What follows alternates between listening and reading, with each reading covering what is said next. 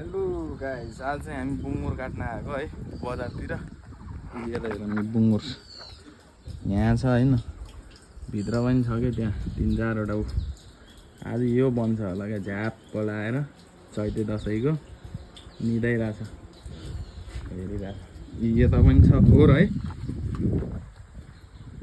बङ्गुरको खोर। यही हो काट्ने, यहाँबाट निकाल्ने अब हुँदैछ, निकालिन्छ यसलाई टक्क। भोलि चैते दसैँ। यो अरूको पनि छ, यहाँ अरूको हो, यो चाहिँ हाम्रो ज्वाइँको हो। यता अरूको पनि छ, यता छ खोर है। आज हाम्रो चाहिँ यो बनाउने कार्यक्रम छ भोलि चैते दसैँ ठ्याक्क लाएर। भाइहरू छ उता पनि हुनुहुन्छ, यता म छु होइन, टक्क बनाइन्छ। ल यसलाई चाहिँ फकाउनु पर्छ कि यार, मान्दैन नि आमामा।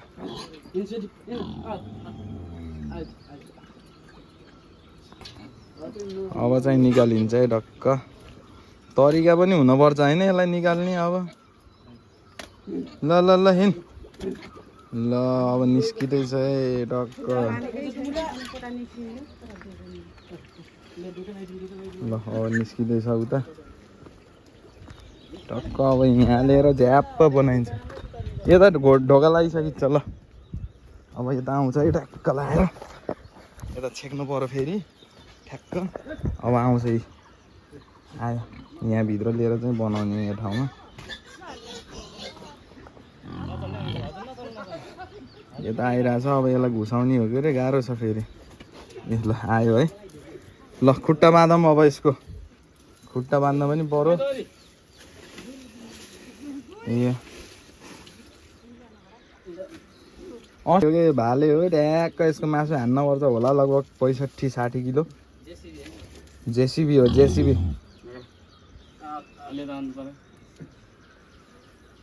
यहाँ दाइले चाहिँ यसो बाँधिदिँदै हुनुहुन्छ, यसलाई फकाउनु पर्यो।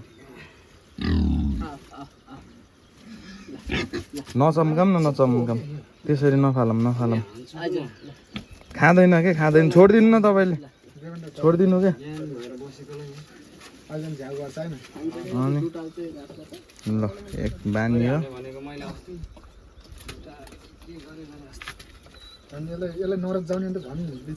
ल ल्याउनु यो त समातम, ल्याउनु यो समातम। ल ल ल यसलाई चाहिँ अब यो त समाइएछ होइन, ट्याक्क ल्याएर। ल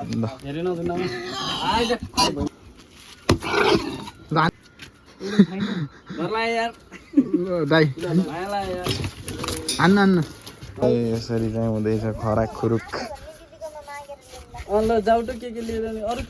चिज बनाउनु पर्यो नि फेरि। फ्रिजमा राखेको ल्याउ, फ्रिजमा। टक्कै त भाइ हाम्रो दाइ त बुवा चाहिँ हुनुहुन्छ, बुवालाई अहिले काम छैन, काम पनि नगराउने। अरू अरू त्यो दिदीको मान्छे छ होला, दुईटा लिएर आऊ है। त्यो हाल्दै यसरी गराउने हो गाइस। अचानक ल्याउनु पर्छ त्यस्तो बलियो खालको, त्यसले हाल्नु पर्छ क्या। यहाँ छ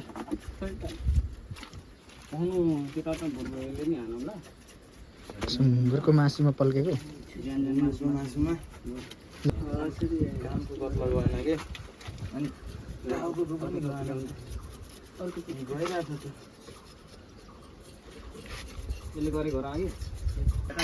भुत्ला चाहिँ फालियो होइन। अब चक्क भोरभोरले पोलिन्छ सर र च्याप्प लगाएर, च्याप्प। अनि त्यसपछि कायदा भइहाल्छ।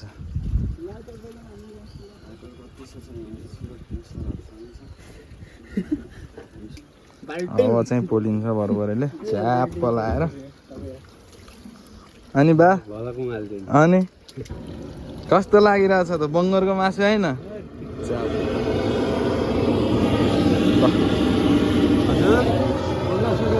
अनि बोल्न सुरु हुँदैछ अब। बालाई धेरै दुःख नदिउँ भनेर होइन, बुढो मान्छे होइन। ल अब चाहिँ स्टार्टिङ पोल्लिँदैछ, झ्याप्प पोलपाल गरेर काटकुट गरिन्छ। ल आज चाहिँ अब हामी भोलि 14 को लागि बङ्गुर काट्दै यहाँ चाहिँ अङ्कलले बोल्दै हुनुहुन्छ। अब यो पोलेर सकिसकेपछि हामी भुँडी निकाल्ने काम गरिन्छ। हावा लागेर चाहिँ बोल्नै दिएन। ल यताबाट हान्नु न कस्तो हुन्छ, हान्नु त ट्याक्क लगाएर। यो होला है 65 केजी जस्तो छैन र? यो 0.5ले गर्दाखेरि अलि सानो देखिरहेछ। आज चाहिँ च्वाचेको मासु खानुपर्छ है।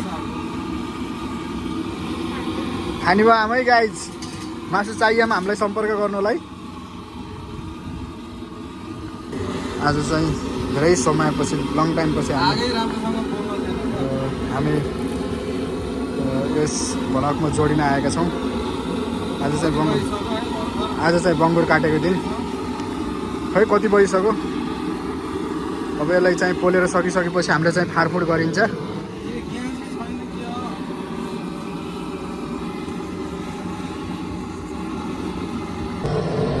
बहुत गर्मी भयो है, हामीले अब यता दाइले हान्दै ट्याक्क लगाएर हुन्छ।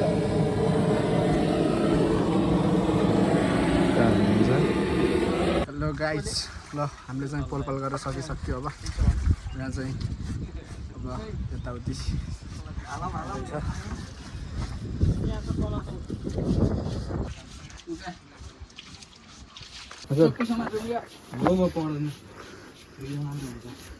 ल हाम्रो चाहिँ पोलपाल गरेर सकेर अब साथीभाइहरूले यहाँ चाहिँ यसलाई चिज बनाउन लाउनु भएको छ खोइलाएर।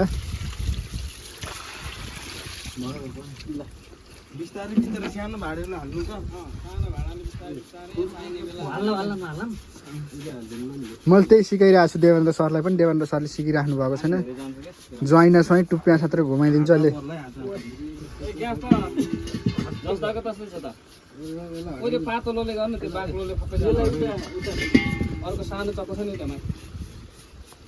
यहाँ चाहिँ हाम्रो अब ट्याक्क लाएर पोलपाल गरिसकेपछि यहाँ खोइलाउने कार्यक्रम भइरहेछ, सफा गर्ने। मिलन दाइ ठिकै पोल्ने छ, यतिकै पोल्ने, योभन्दा धेरै पोल्नु नि। बेसी पोल्यो भने भयो त हाल्नु न। ल यता हेर्नु अङ्कल, बवाल भइन्छ बवाल। ए अङ्कलले चाहिँ फुड कलर लाउनु छ। ल यता हेर्नु, फुड कलर लाउने बेला हेरौँ न यार। अनि फुड कलर आहा कति राम्रो देखिएको यार। मासु नखाने मान्छेलाई नि खाम जस्तो होला जस्तो छ। ल अनि चपिलो हुन्छ नि, खानाको लागि बनाएको हुन्छ साथीहरूले। मैले त्यो त हुन्न भनेको, खानाको लागि यसो हल्का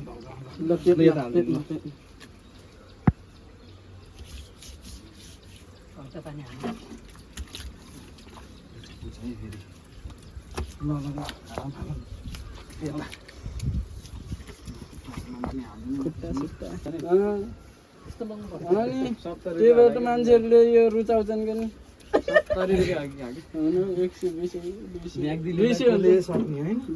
कहाँ सकिन्छ हाम्रै ज्वाइँ यता सक्नु चाहिँ सक्दैन, तर हामी पत्याउन्न क्या। पत्याउनु पर्यो नि मेरो बात त। ल पानी कानमा पनि अलि रङ्गाइदिनु, कामभित्र बनेको राम्रो भनेर कालो देख्दैन। धुने व्यवस्था हुन लागिसक्यो। ल पानी हालौँ है साथीभाइ। आहा बसिसक्यो, अलिअलि मात्रै हुन्छ जानु। पानी हालेर पखाल्नु पर्छ। फेरि अहिले मासु काट्दा दाउले नै हालौँ ल। अनि लास्टमा दाउले हाल्नु पहिला। यो रगत नि कसको पर्छ होला। बाल्टिन ल्याउनु त, त्यो ठुलो बाल्टिन मासु हाल्नु भने रगत थापो है। भुली हाल्ने बाल्टिन खै ल्याउनुहोस् ल। दाउ खै टाउको पखाल्नुहोस् ल। ल फाइनल्ली गाइस अब हाम्रो फाड्ने कार्यक्रम हुँदैछ। ल ज्वाइँले हान्दैछन् है। ल ल ल घाउ त बनाउनुहोस् अलिकति।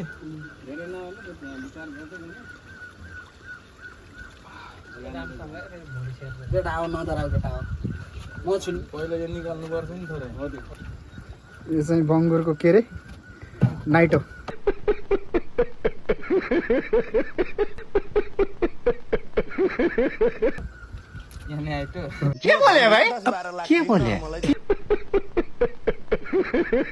तपाईँले भन्नु नाइटो भन्ने बनाइदिनु होला कि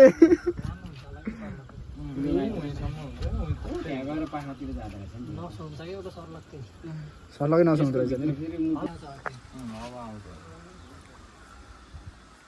भुँडी चाहिँ नबिगार त्यही हो नसजा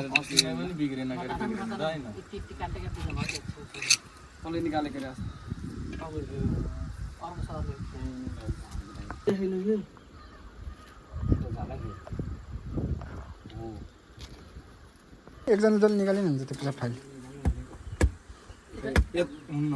यताबाट है यताबाट बिस्तारै मैले अझै बिचबाट नकाटेछु कि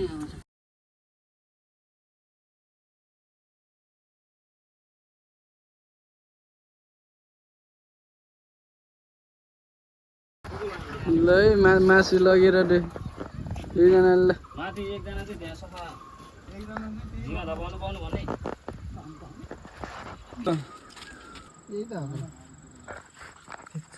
ल अब हाम्रो अन्तिम हुँदैछ यहाँ मासु रेडी हुँदैछ अब एकछिनमा मासु लाइन्छ घर गइन्छ झ्याप्प पकाएर खाइन्छ आजको दिन यतै ढल्क्यो see you in next blog